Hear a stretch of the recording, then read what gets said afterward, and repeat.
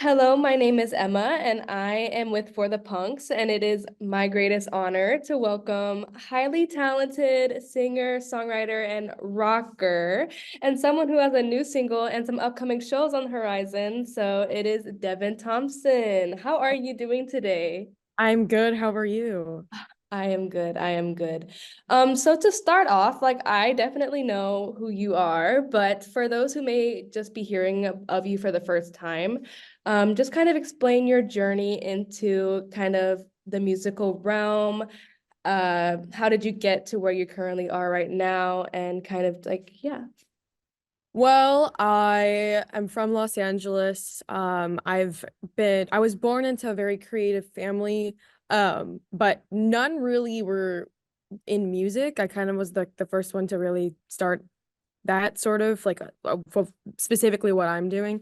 Hmm. Um, and I kind of like around high school got into like the smaller underground indie music scene here, before all the boy bands were canceled. Um, yeah, that was like my life. Oh my gosh. Yeah, I had been playing music for a really long time. Since like I started guitar when I was like 11. So, um, then I started a band when I was 16, and I really resonated with like surf rock and punk and like indie rock. That was like my favorite Hmm. music. So, and then I got into what I was doing, which is more alternative rock, when I was in my last year of high school. And then that was my solo journey, and that's my journey as to where I am right now. And I put myself out there and, you know, suffered through all of the blows, and now I'm here, um, 22, still doing it. Yes, awesome, awesome. So you said that you are born and raised in LA, and the LA scene is definitely kind of stuffed with like a majority, so many musicians. So, Yeah. how would you say, like, I guess if somebody's wanting to seek out your music, how would you pitch it to them? I feel like if I don't write music. The thing with my music that a lot of people have told me, they're like, well, you need to modernize your sound, or like you need to add all of this, like you need to add all of this shit to it that like I don't know if I'm supposed to cuss on this, but You're fine, you're fine. I like you need to like add all these things to make it like poppier. And like if you listen to my writing, it is pop writing, but the Right. way I record my music is live. Mostly everything I record is live. So all the recordings that you've heard are live. And if I were to explain my music to someone, it's raw, it's live, and it's untethered, it's unplugged, it's visceral, but it's also soft. And it's like, it's really feeling based, and it's very heavy on like traditional songwriting concepts that I use, but also I've always just loved rock music, but I'm a lover of alternative, so it's Mhm. like I I combine all elements. And I think a lot of people are a little misconcepted about my music, I think.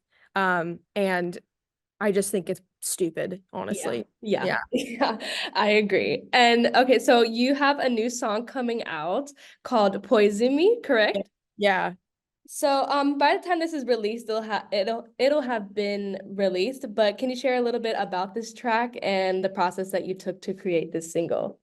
Yeah, so this song is surprisingly not one that I like, or Ooh. liked before. Okay. I I've really gone through a transformation. This whole musical solo journey has been a roller coaster. I started off doing lighter music, really like light stuff, and then like acoustic, and then also like some rock stuff, obviously, but like really heavily leaning into pop, sort Hmm. of, but like pop, like rock, obviously. But then I really got into some deeper stuff, and like it was completely like writing weird stuff that was not poppy at all. And then that led to the songs they've released. So obviously they're still quite poppy, but they're very, very bare bones and stripped down. There's no surprises, and everything you hear is like an instrument. It's not. But Poison Me was brought to me, the concept of the idea, Hmm. I was like, okay, I guess, like, I'm fine. But what really sold me was the concept of the song that we had materialized. All my concepts are very weird. I'm a big reader and I also am a big like film fan. So like the song is basically about it's a retelling of the Snow White story, but it's done in a way where like she actually wanted to be poisoned by the apple so that she could sleep Ooh. in peace and no one would fucking bother her ever again. That's kind of how I feel sometimes. So it's like, so I we recrafted the song and like craving that poison and like that thing that puts you in a dreamlike state that I want to exist in at all times. But I can't, obviously. But it's yearning for something. It's yearning to be in like the astral plane of just nothing. Mm. And that's what the song's about. So the song is very light and it's very airy. It mirrors the meaning of the song. Uh, Mhm. that's a little bit about Poison Me. Wow. Oh my gosh, that sounds so cool and actually really relatable. Like I totally get like wanting just to be like Everyone's everyone's go away. Yeah. right, right. That's the point of the song, kind of, but I mean, there's more meanings to that, but like that's what got me on board with the song. And then Yeah. I was like, okay, and like that's, and that's what's led me now to expanding my like to finding my theme in my music. Hmm. Yeah. Yeah, and that's really cool. And so you said that it's kind of light and airy, but it has kind of these dark tones. Yeah. Oh, it does. And Yeah. yeah, like like you said, when you started, I guess I would say around 2020, right? That's when you kind Yeah. of started. That's You started 2020. kind of did like the indie bedroom pop Yeah. thing, and now you're kind of delving into more gritty. I would guess the kind of like sultry goth It's shoegaze it's kind a of. Yeah, it's honestly, it's a mix of many things. I'd say Mhm. when I started in 2020, it was definitely more, I think it honestly want to say is more indie, like indie rock, because like I had put out my first EP with Split Ends on it, and Mhm. that got on a Thrasher, that was put in a Thrasher skate video. Um, so like it was part of that scene already. And then the other Yeah. songs were very like cinematic. Yeah. Um, yeah, like they're kind of just fuck around tracks. But then now, now I'm kind of like I'm spread all over the place where I want to release songs that are soft and I also want to release songs that are hard. Hmm. Have a mix of things. Yeah. And I guess like for the past ones, I like So Close, Napoleon, I Love You But It Hurts Like Hell, and then also with Poison Me, you said like Poison Me is with what's it called? Snow White, Yeah, So Close, and was that Alice in Wonderland? Was that the one or was it yeah, yeah? So it you're was. kind of delving more into like the fairy tale imagery. It is. Uh what led you to want to do it in that way? Because it's like very easy to just say what you want, but adding Right. that element. Yeah, I think that songwriting has become very lazy. Um, Mm, and I think it's extremely boring now. I think that there are some concepts that have come out that I'm like, that's really good. yeah. Don't want to write songs that are obvious. I don't want to write because I don't feel like the things that I think about are obvious. I'm a big Mhm. reader. I'm a big fantasy reader and sci-fi reader and dystopian reader. So like that is where that all came from. I'm Mhm. not a Disney fan. That's the thing. Like I don't care about Disney, but I for some reason just love the fantasy realm and I'm a writer also. Like I used to write like little books on like Wattpad and shit like that. Like I was like writing those books and like I was for Mhm. that time. So I've been a reader since like fourth grade, like heavily reading these kinds of books. Mhm. And they just inspire me so much. And I think that I have a really active imagination, which is why if you've seen my music videos, they are like that. Really cool. They're like concepts that I have of things, and I like, yeah, so a lot I take themes from fantasy, imagination, gothic poetry, and I kind of like mix them all together. Mhm. I try and write songs that are palatable. Obviously, if I made like weird super weird music, it'd be hard for a lot of people to understand it. Yeah. But I think that I just don't know what it is. I think that it's interesting, and I just think that we think that imagination is extremely underrated, Yes. Yes. and we don't ever think about that anymore. It's not like even in like it's not even talked about. Like imagination is like something that I want to delve deeper into this like this song like for this songwriting. Mm-hmm. Oh, I think that's the point of it, I think. So what you're hearing is kind of like what I'm trying to put out there. Yeah. And you definitely touched on a point that like kind of music now has become a little bit less about individuality and more about like charts. Will it trend? Is it catchy? Which it's important, but it's not, you know, you want to be stay true as a musician. So like how would you say that you keep yourself even with doing a lot of these like Yeah. concepts and stuff, like you really still stay true to who you are as an artist? So how would you say that you do that, and like how do you express it through your music? Yeah. I really feel like the thing a lot of this can be really discouraging for me, and like to be honest with you, like I am like debating like my life and my career choice all the time. I'm like, what Mm-hmm. am I doing? It's extreme, it weighs on me extremely heavily, more than it should. And I know that it's not shouldn't be like that, but like Yeah. when I write these things and I have people who connect with them and they're like, oh my God, this like your music like gives me life, or like blah blah blah, people tell me this Mm-hmm. stuff, I'm like, that's really cool. And you know what? We have music out there, like, for example, Luna Del Rey never tried to, like, she was put up with all the biggest producers, to be Yep. fair. Yep. That stuff is not pop. Nope. That is not pop music. Not. All of her songs are, it's amazing. She's one of my favorite artists. Her themes are imaginative. Yes, Her themes are, there's something about it. there So is. when we have bands and artists out there like that, Mm-hmm. that use that have such a big cult mass following, it's like, well, there's an audience for that. I know people will relate to what I'm talking about, and so I keep doing it Yeah. because I know that eventually, hopefully, people will hop on board with it, because I'm also my music is not hard to listen to. You know what I mean? Yeah, Like no. it's pretty catchy. So Yeah. I like to write. I like pop. I'm actually a big pop music fan, like good pop music. But like I like to incorporate a lot of things, and I think that Mhm. that's what helps me stay true, is because I know people are out there who want to hear this. Mm. I know they do, and I do too. That's why I'm like, we're just trading off. You know what I mean? That's Exactly. kind of, yeah. Exactly. The people want it. The people Yeah, want it. And so you should never stop doing it. totally. So I do have a question. Are you still a Gibson sponsored Yeah. artist? Yeah, That is yeah.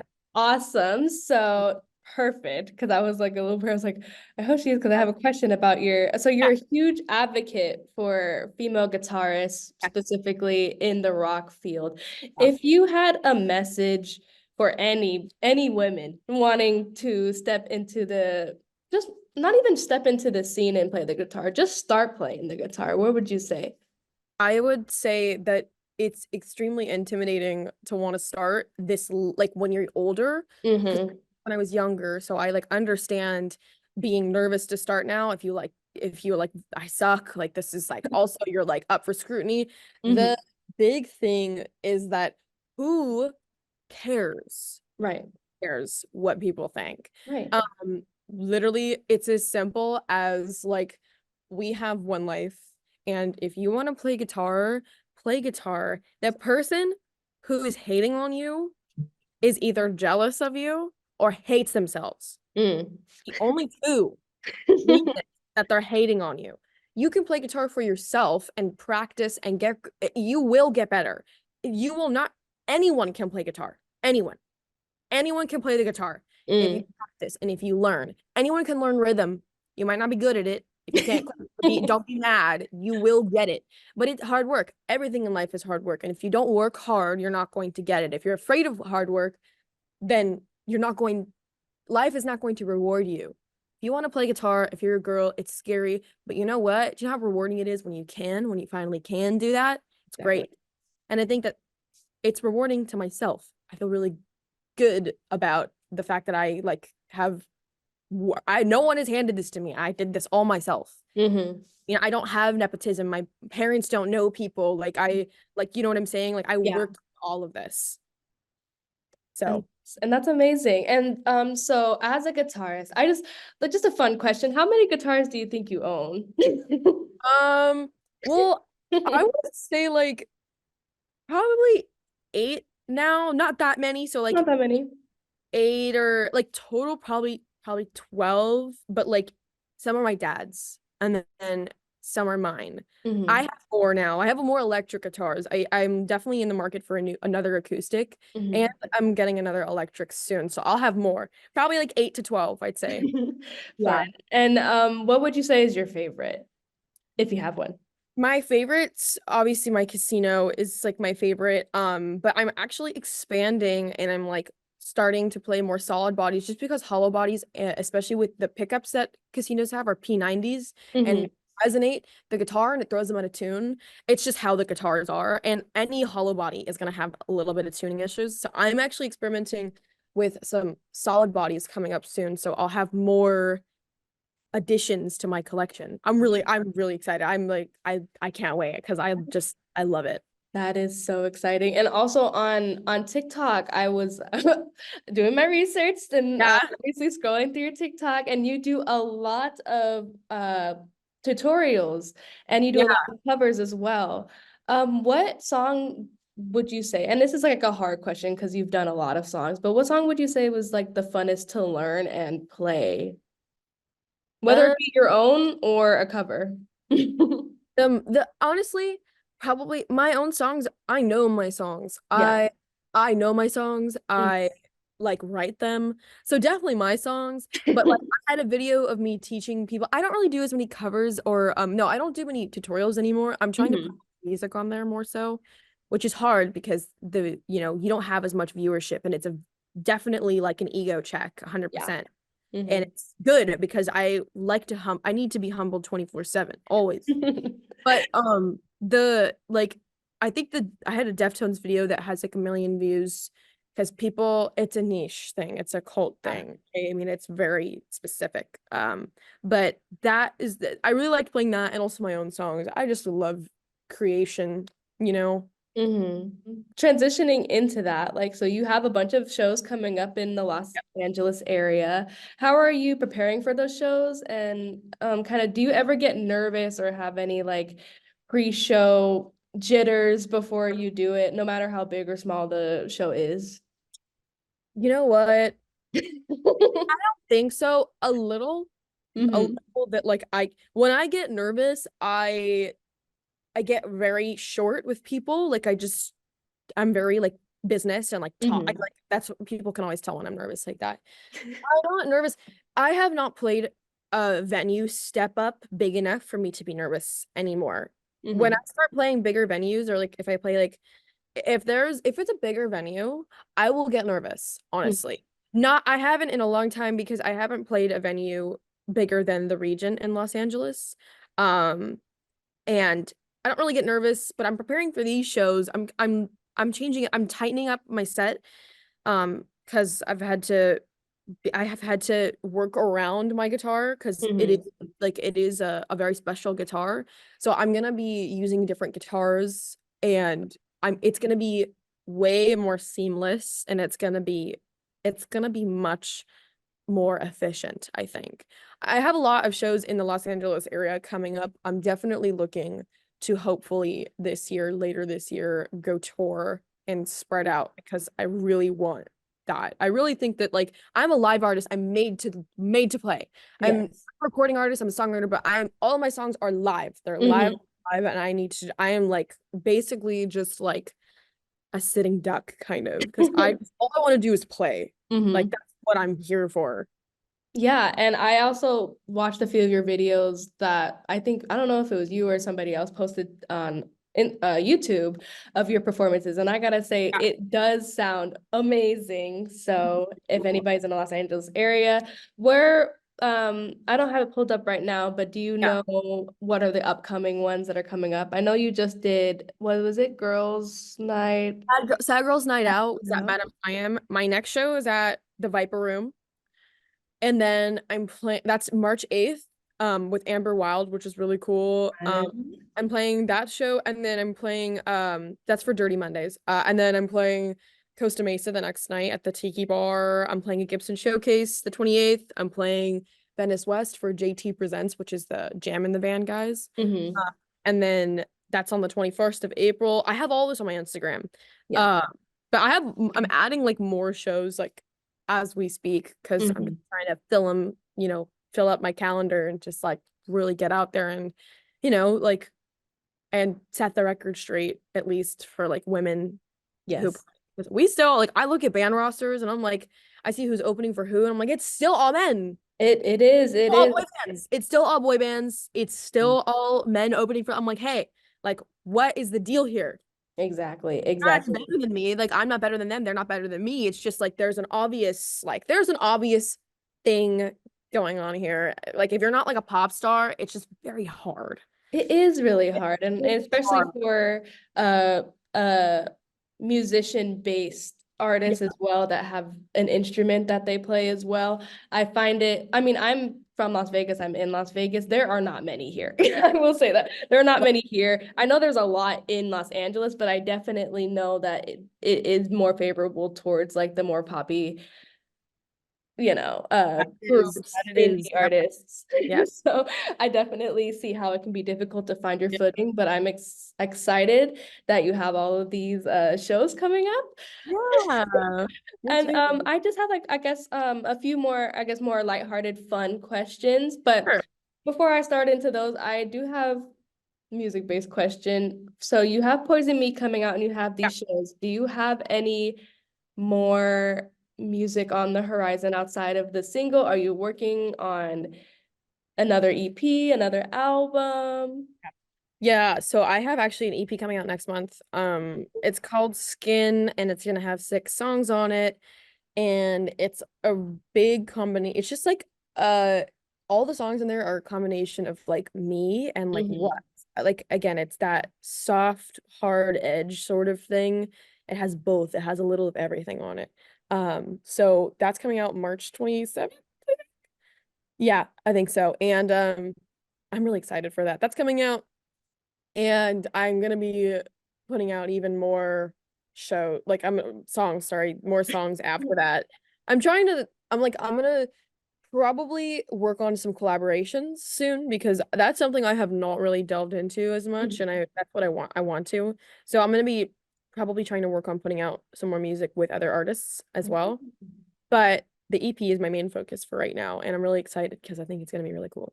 I think it's gonna be really cool too. So you said you were working on more collaborations, you never Yeah. delve into it. Let's just like play fantasy booking for a second. If you could collaborate with any artist, dead or alive, past or present, who would you want to collaborate with?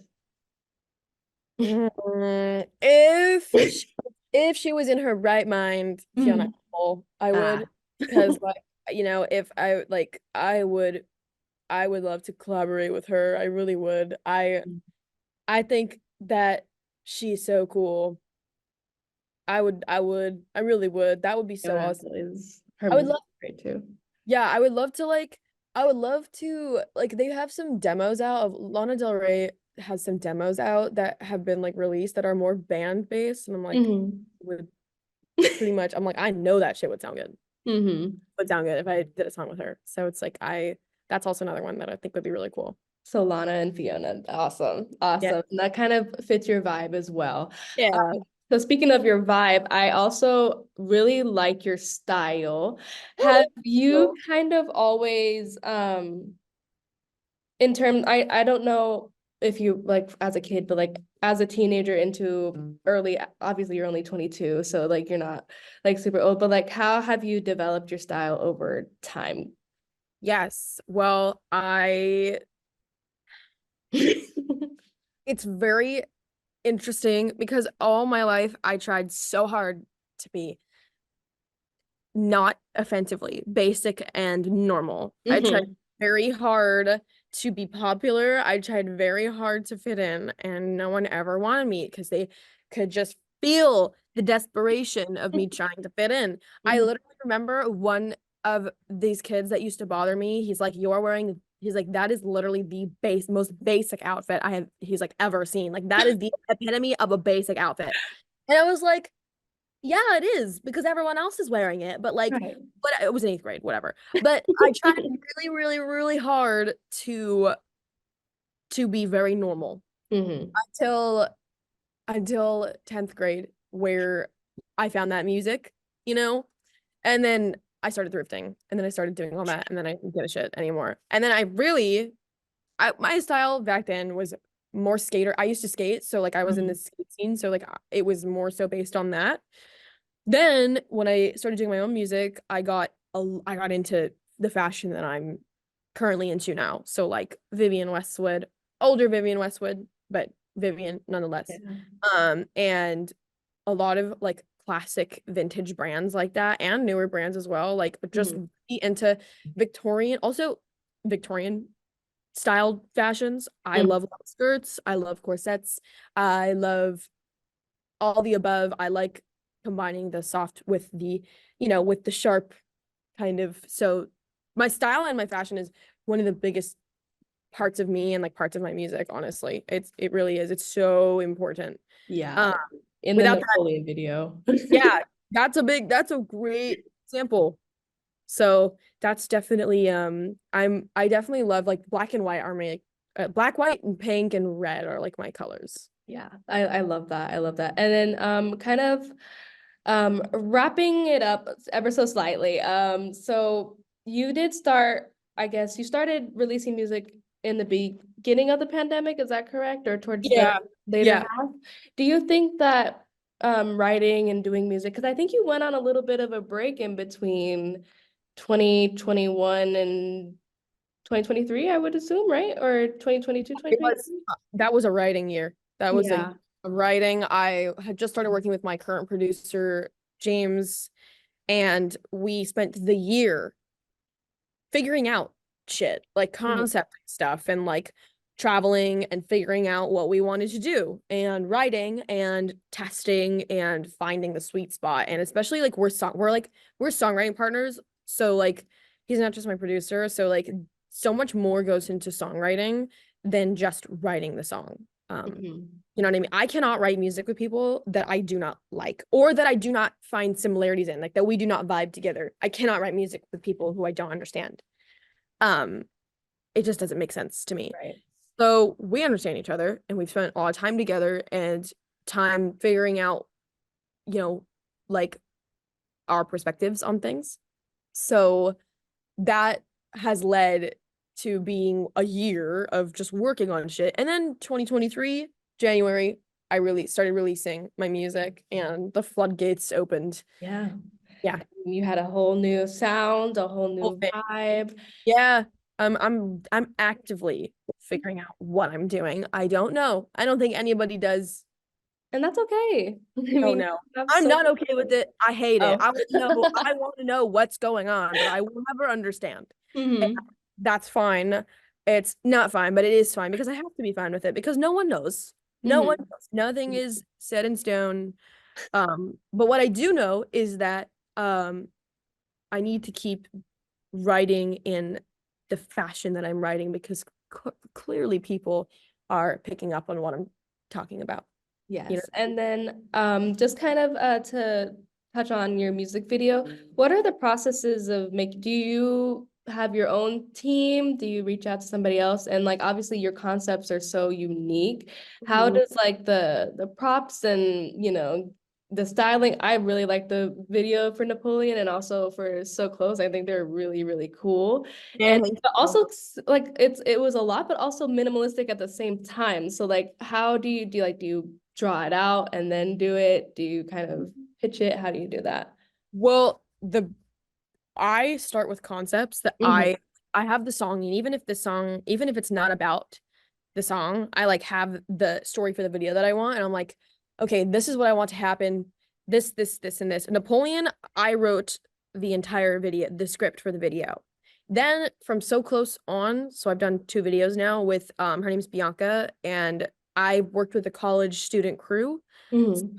Those I Love You But It Hurts Like Hell and So Close are student crews that I've worked with, and I will bring the concept to her and I'll say this is what I want the video to be about. I want like maybe this and this and to happen. This is how I want it to start, middle, end.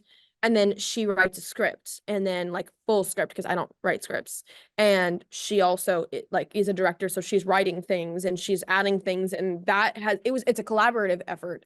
Um and they have been an awesome crew, because we're both learning together. So Right. that's what's really cool. That is really cool. And so we are almost out of time. So Okay. I'm just probably gonna wrap it up. So is there anything that you would like to promote, anything you would like to say about your future shows, about your future singles? Yeah. What platforms are they gonna be out on? This is Well, your time. yeah. Um, I think that for anyone who has listened this far also, but for anyone who wants to hear music that, has these weird or like imaginative concepts and are like, expanding on, touching on subjects that are not as like easy to just to understand or comprehend, I think you'd like my music. I think that my shows are really great too because there's a ton of energy. There's a lot of feeling. It's not just like, some people standing on a stage playing rock music. It's more than that. Right. So I think that I'm gonna have lots of music coming out that is gonna be that it's gonna be a big telling of like what kind of art I'd like to put out there into the world. And I'm very excited about it. So I think that people who want, a different take on certain things can, not always the thing that's just presented to you, like, Hmm. said, just like a Disney story. I'm like, okay, well, what if it was like this? You Right. know? So, that's kind of what I think that people should know.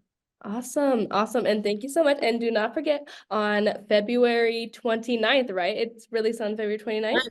Poison Me is out on all platforms, correct? Yep.